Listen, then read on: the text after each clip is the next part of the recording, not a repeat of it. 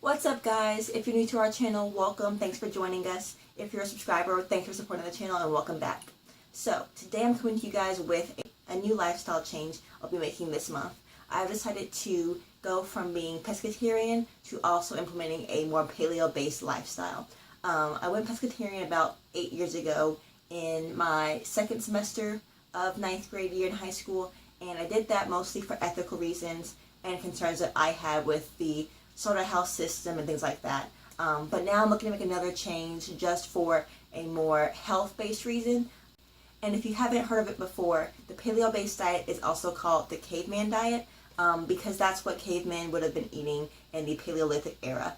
It really focuses on taking nutrient-dense food, which is going to help fuel your body and keep you feeling your best and at your optimal performance. It focuses on eating only healthy, whole, naturally occurring foods and not any kind of processed food that wouldn't have been around during that era and time period. So to start my paleo-based diet lifestyle, I decided to start with the Whole30 program, which is really similar to the paleo-based lifestyle. They have a lot of the same similar dietary restrictions with a few added extra ones as well, which I'll go over later on in the video. So I'm going to go over a few things. One, I'm going to go over what my budget will be for this next month of the paleo diet and on the Whole30 program. Two, I'm going to go over some of the rules and guidelines for being paleo and for being on the Whole30 program. And lastly, I'm going to go over what I hope to get out of this health-wise.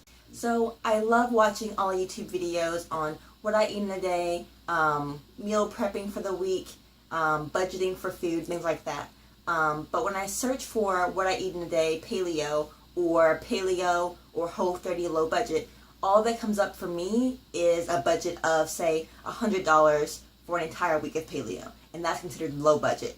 For me, that's not personally the budget that I have for this. One, because I'm a full-time college student, only working part-time through my school's work-study program, but also because I'm saving up for a wedding that's taking place in about 6 months from now. So my budget is very, very, very small for the Whole30 program as well as for my overall paleo lifestyle. Caleb and I buy our food on Friday night, and we usually cook for the entire week, either on Friday night or Saturday afternoon, and then we eat that for the entire week. So we both go out and we buy our groceries for the week, and we both eat separate lunches and dinners. We both buy breakfast, lunch, dinner, and snacks for the entire week for 7 full days for 2 people. We usually try to spend under $50 for our once a week grocery shopping. That means that I'll be spending $25 a week for breakfast, lunch, dinner, and snacks for 7 days on a paleo Whole30 lifestyle. I haven't seen this done yet before on YouTube, so I'm hoping that you guys will get a lot out of this. Like I said, I'm also a pescatarian and will be continuing that while I'm on the Whole30 program. So all the things that I'm cooking and shopping for will be both paleo as well as pescatarian and Whole30 friendly. So if you are vegan, vegetarian, or not any of those things, you can always supplement your favorite protein sources for what I'm using in my videos. So Caleb and I haven't used a meal plan in college for the past 3 years. We were required to have meal plan our freshman year of college due to our school's regulations, but after that we dropped our meal plan and have been making our own food ever since and trying to save money that way. I've loved this experience. I've saved a ton of money. I've been eating better. I've been enjoying what I'm eating a lot more, so this really worked best for me, I believe. Because I meal prep for the entire week, I'll start off every week with a breakdown of what I bought ingredient-wise, how much I spent per ingredient, how much I spent for the entire week, and a little bit of a meal prep guide and recipe booklet of what I'm eating that week. I'll then from there do a daily update video on how I'm feeling, how my body's reacting, what I'm experiencing, things like that as well. So now on to the rules or guidelines for being on the Whole30 diet. So this is, again, a 30-day program. I'm going to be doing this for the entire month of April, so starting tomorrow. The overall arching theme of this is that you are staying away from processed foods and are only eating whole, naturally occurring foods that are the most nutrient dense. So, rule number 1 is no added sugar, both real and artificial. This includes things even like whole maple syrup. This is probably the hardest for most people in that we digest so much sugar that we don't even really account for in our daily lives. And a lot of people actually experience withdrawal symptoms from not having the sugar that they're actually used to. But after a while, you start to get accustomed to having a low sugar diet. You start to feel better and more energized and better than you did at the actual beginning of the program. But one thing that you can have that is relatively high in sugar while on the diet is whole fruit. You're allowed to have whole natural fruit, even though it is, again, a natural sugar, but it's not any added natural sugar. It's sugar that's occurring naturally in those foods, and the foods are, again, still nutrient and vitamin rich. Regulation number 2 is that you can't have any kind of grain. This includes quinoa, pasta, rice, couscous, all the things that I love to ingest for getting myself to feel full on a daily basis. So all those things are off the table for the next 30 days. The third thing to avoid while being on the Whole30 diet is beans and legumes. So this includes your peanuts, your peanut butters, your pinto beans, black beans, soy products, so no tofu, no soy milk, no lentils, all the things that vegetarians love to look to for their protein intakes. I was actually shopping for my first week of meals, and I was going to do a Whole30 pescatarian taco, and I couldn't find a good protein source because, as you guys know, fish can be expensive. So I really want to do fish tacos for this week and spend the bulk of my money on salmon or tilapia or whitefish. So I tried to find another source of protein to use as my base for my tacos. Can't use tofu, that's a soy product. I can't use my normal Morningstar beef crumbles, which is also a soy product. I had to dig really deep to try to find another balanced protein source to use as the base of my tacos. So stay tuned to my next video to see what I actually end up using for those tacos. Another thing that you need to avoid while on the Whole30 program is dairy. This is one that's going to be a little bit difficult for most people. You have to avoid yogurts and milk and cheese and butter. I myself don't intake that much dairy on a regular basis. I drink almond milk. I like almond yogurt from the company Silk. The one thing that I do intake that has dairy is probably both butter, which I usually can substitute coconut oil for, so I'm not too worried about, but also cheese. Another big one to avoid while on the Whole30 is alcohol. This includes, of course, everything of alcohol. Beer, wine, even wine that you use for cooking is not allowed on this program. As well as something that I didn't think about right away is vanilla extract.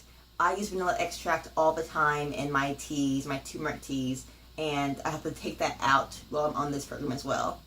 Another thing to avoid while on the program is junk food. This includes baked goods, junk food, chips, things like that. Also, another suggestion, however it's not a strict rule, is that you don't make Whole30 approved junk food. So like making zucchini brownies with zucchini and raw cacao and things like that, coconut oil. While those are all Whole30 approved ingredients, it's suggested that you try to stay away from making a cheat meal to keep your body just focused on eating the things that it actually needs. So I'm going to be staying away from the cauliflower pizzas and the zucchini brownies and things like that for my next 30 days.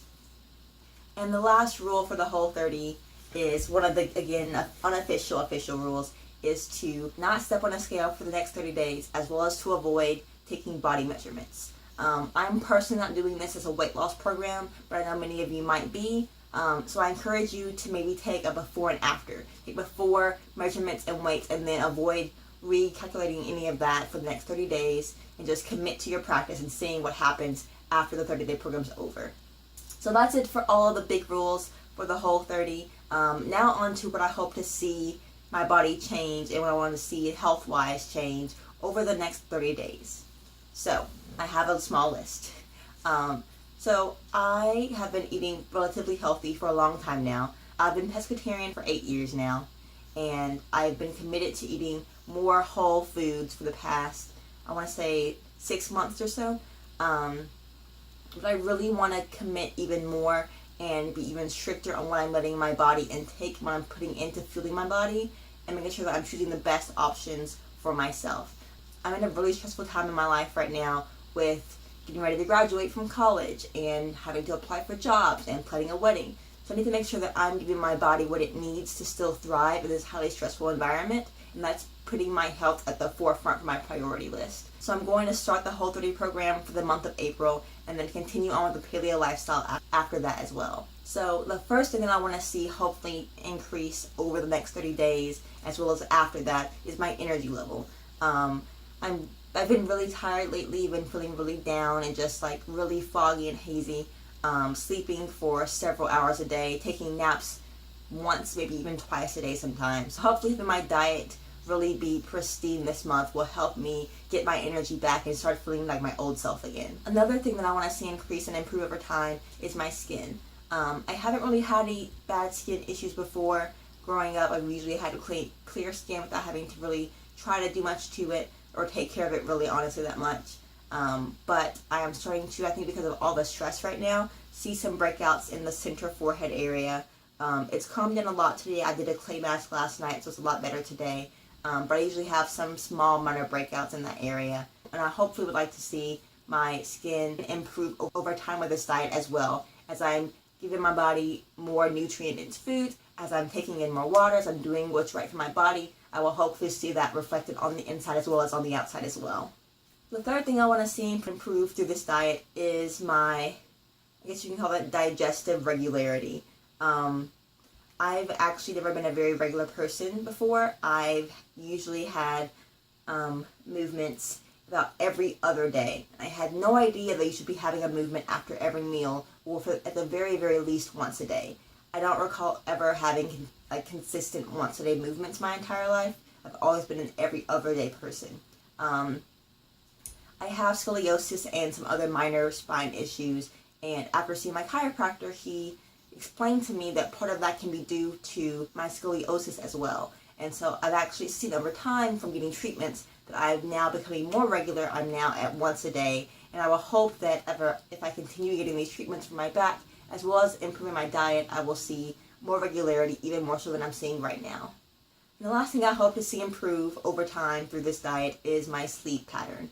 It takes me a really long time to fall asleep at night. I lie there for a long time. I feel really restless. I can't drift off. I lay there for about a good half an hour or more until I fall asleep. So hopefully, once I, again, start changing my diet, start changing how I am fueling my body, it will start to get in a better pattern for sleeping as well. So that's it for this video. I hope you've enjoyed hearing about my new journey and my new lifestyle change I'll be making soon. I hope you guys will follow me with this journey and maybe take it with me as well. I'm really looking forward to the next 30 days and sharing this process with you, again, on a low income / college budget.